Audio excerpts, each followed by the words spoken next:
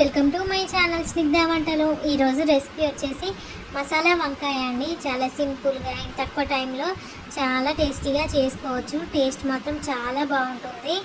ఒకసారి అయితే నేను చెప్పిన ప్రాసెస్లో చేసేయండి. అచ్చం మీకు ఫంక్షన్లో ఎలా చేస్తారో అదే టేస్ట్లో ఉంటుందండి ఈ మసాలా కర్రీ మాత్రం.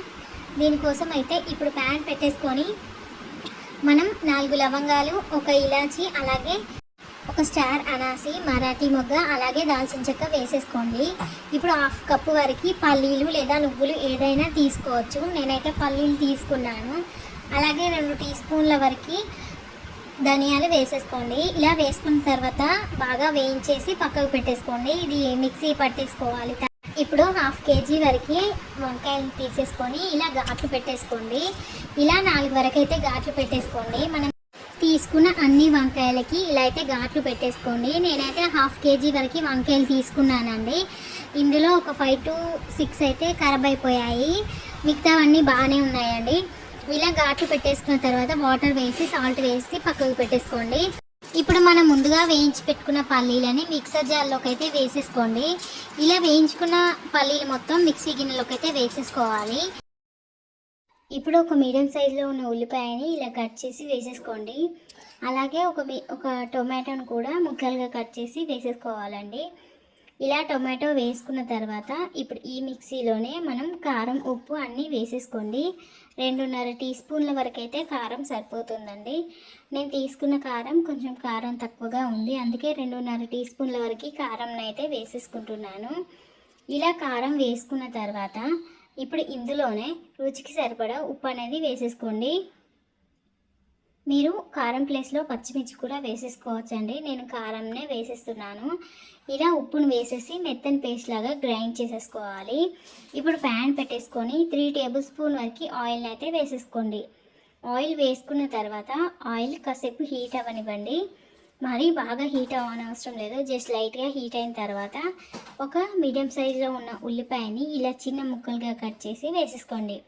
ఉల్లిపాయ కాసేపు మగ్గిన తర్వాత మనం ముందుగా కట్ చేసి పెట్టుకున్న వంకాయ ముక్కలన్నిటినీ వేసేసుకోండి. ఇలా వంకాయ ముక్కలు మొత్తం వేసేసుకోండి. వంకాయ ముక్కలు వేసుకున్న తర్వాత మూత పెట్టేసుకొని ఒక 2 నిమిషాల పాటు మగ్గనివ్వండి.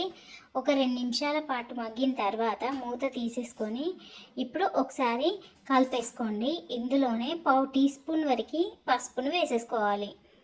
ఇలా పసుపు వేసుకున్న తర్వాత మొత్తం ఒకసారి కలిపేసుకొని మూత పెట్టేసుకొని ఒక 2 నిమిషాల పాటు మగ్గించుకోండి. మనకి పసుపు అంతా ముక్కలకు పట్టేస్తుంది కదా, ఒక 2 మినిట్స్ మగ్గించుకుంటే సరిపోతుందండి.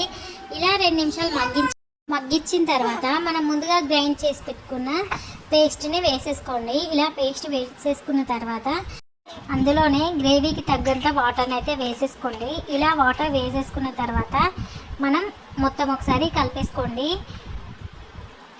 మనం ఇప్పుడే కారం, ఉప్పు కానీ సరిగ్గా లేకుంటే వేసేసుకోండి. నేను చెప్పిన అయితే కరెక్ట్గా సరిపోతుందండి. ఒకవేళ సాల్ట్ తక్కువ అనిపిస్తే మళ్ళీ వేసేసుకోండి. ఇలా మూత పెట్టేసి ఒక 5 మినిట్స్ కుక్ చేసేసుకోవాలండి. 5 మినిట్స్ తర్వాత కొంచెం కసూరి మేతిని వేసేసుకోండి. ఇలా కసూరి మేతి వేసుకోవడం వల్ల టేస్ట్ అనేది చాలా బాగుంటుందండి. ఇలా కసూరి మేతి వేసేసుకొని మళ్ళీ ఒక 2 నిమిషాల పాటు కుక్ చేసేసుకోండి. ఇలా 2 నిమిషాల తర్వాత కర్రీ అనేది మనకి థిక్గా అయిపోతుందండి. ఇప్పుడు ఫైనల్గా కొత్తిమీరని అయితే వేసేసుకుంటున్నాను. మనకి కర్రీ అయితే రెడీ అయిపోయిందండి. టేస్ట్ మాత్రం చాలా బాగుంటుందండి. అచ్చం మనకి ఫంక్షన్లో పెడతారు కదా అదే టేస్ట్లో ఉంటుంది. తప్పకుండా ట్రై చేయండి. ఈ వీడియో నచ్చితే లైక్ చేయండి, షేర్ చేయండి, అలాగే నా ఛానల్ని సబ్స్క్రైబ్ చేయండి. Thank you for watching Snigdha వంటలు.